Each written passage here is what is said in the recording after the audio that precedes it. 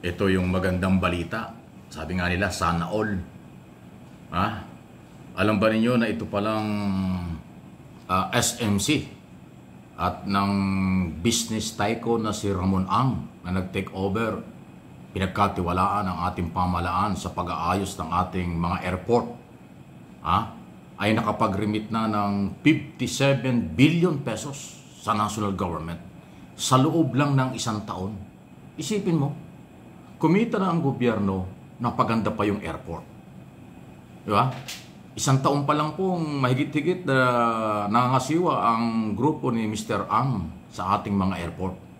At ipinakita niya sa media ni Mr. Ang at saka ng DOTR Secretary kung paano at ganong kalaking pera na ipasok sa gobyerno. Ito, pakinggan niyo itong magandang balita. Dapat ganito yung balita talaga. Sana lahat ng negosyante ay tularan si Mr. Ang. Public bidding po yan, ha? 82 billion na binayad ng San Miguel sa gobyerno in 1 year. Ayan, o. Dahil 82% ng sinisingil dito, napupunta sa gobyerno, hindi sa amin. Bakit kami puwapayag na napakali? Kasi gusto namin mag-gain yung experience sa pagpapagod ng airport. Yun lang yun. Hindi na kailangan masyado kumita. Wala hong binenta ang Philippine government sa San Miguel sa NAIA. Operate and maintenance lang po kami.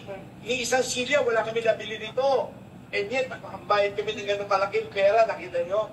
From that time po na lumabas yung batas na kailangan maging ng dividendo ang GOCC, yung MIA po, from 1996 hanggang nakuha po ng NNIC po 2004, ang naibigay lang po natin dividendo sa gobyerno is around 32 billion in 30 years, almost 30 years. Profit po dito in 1 year. Mga ibang airport, walang public bidding na ganito. At ang gumawa ng terms of reference, Asian Development Bank at DOTR. Kami sumusunod lamang. At napansin niyo, 4 yung bidder. Halos magkakidikit lahat. Ayan, o. Ganda nung sinasabi. Diba? Nakuha ninyo? Ayan, o. Kumita na ang national government, ulitin ko, ng 57 billion sa loob lang ng isang taon. Isipin mo yung mahabang taon. Dalawa kasi inarig nyo, isa si Mr. Ramon Ang, yung isa naman si Secretary ng DOTR, yung bagong Secretary.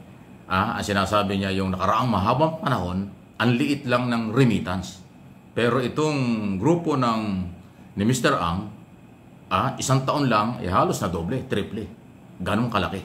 At ang isa pang magandang balita, kung inyong mapapansin, yung po mga taga-airport or napupunta ng airport, umaalis, dumarating, domestic o international, ang laki-laki na po ng improvement ng Terminal 1, Terminal 2, at saka Terminal 3. Lalo na yung Terminal 3. Dati napakasilip dyan.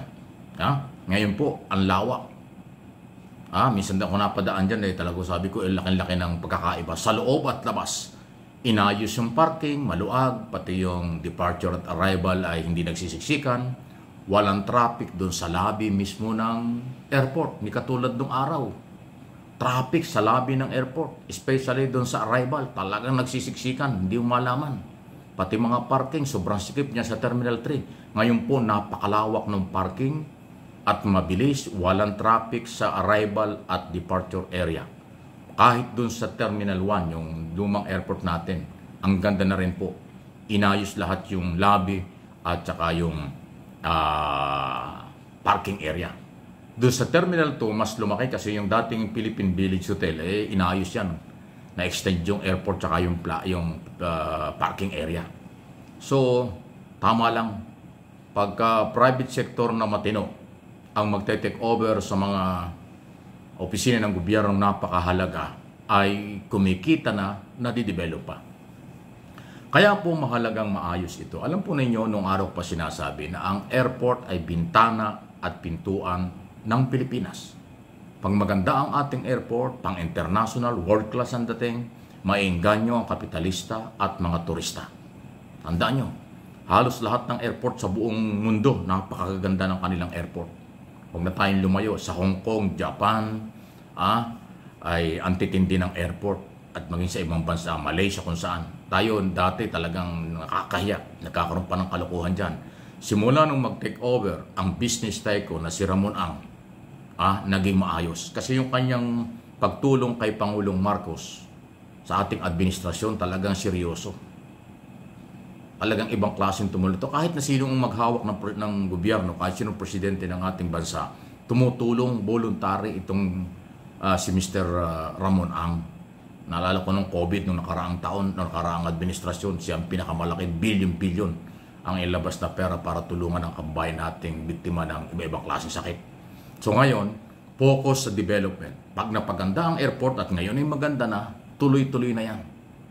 Nakakahiyang tumambay ng alanganin doon. Hindi katulad ng araw na parang akala mo palengke.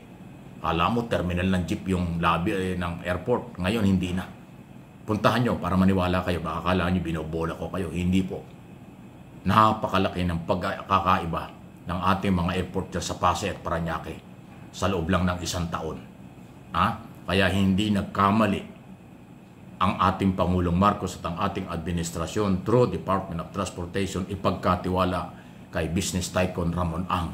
Nakita na kaagad sa loob lang ng maiksing panahon. Paano kung magtutuloy-tuloy pa yan? Di ba si Mr. Ang meron din ginagawang airport niya sa may Bulacan, isa ring international airport. Balita ko pero ayaw ko munang banggitin sa inyo, merong isa pang i-develop. Southern part ng Metro Manila, may bago na naman atang gagawin sila. So ayan po ang nagpapakita. Okay? Kung ang mga negosyante na iba dyan na sa halip mga politika, tumulong na lang sa development ng ating bansa, pagpapagawa ng mga kalye, ng mga highway, skyway, lahat ng infrastruktura, kikita na sila makakatulong pa. Ganun naman Siyempre, business is business. Mangangapit ang private sector, pero kikita sila. Natural lang. Parang yung ISLEX, INLEX, EasyTex, tsaka yung TEPLEX, yung lahat ng mga highway natin sa Central at Northern Luzon at sa Southern Tagalog, ayan ay pinatatakbo ng pribadong sektor, pero malaking tulong. Kumita na sila, nakatulong pa sa development. Kahit sa ibang mga probinsya. At alam ko si Mr. Ramon Ang ay isa sa mga involved dyan. Marami namang negosyante na may kinalaman dyan, pero kakaunti. Hindi katulad ng maraming mga malaki ring negosyante na hindi involved. Huwag kayong gagaya doon sa iba naman na nagninegosyo, politiko na nagninegosyo, pero pang sarili naman ang galaw. Ayaw ko nang tukoy ng pangalan, alam na ninyo yun. Hindi tama yun. Pero kung negosyante ka, tutulong ka para sa development, kalinisan, kaayusan ng ating bansa, kikita na nakatulong pa, panalo. Hindi katulad ng mga ibang politikong negosyante, puro kita lang. Alam pakialam sa iba. Gusto lagi, yung iba nga dyan yung kaya pinapagawang kalye, papunta lang sa kailang mga business. Di ba? May mga ganun pa Yun ang hindi maganda. So, salamat kay Pangulong Marcos sa kanyang tiwala kay Mr. Ang. Salamat kay Mr. Ang dahil inaayos niya at patuloy na aayusin pa ang ating mga airport dito sa bansa. Siguro hindi lang dito sa Mega Manila. Terminal 1, Terminal 2, Terminal 3. Alam ko pati yata yung Terminal 4, yung domestic airport ay kasama yan sa major development sa darating na mga araw. Okay? Ano po inyong masasabi dyan? Pamparelax naman ito. Magandang balita, development naman.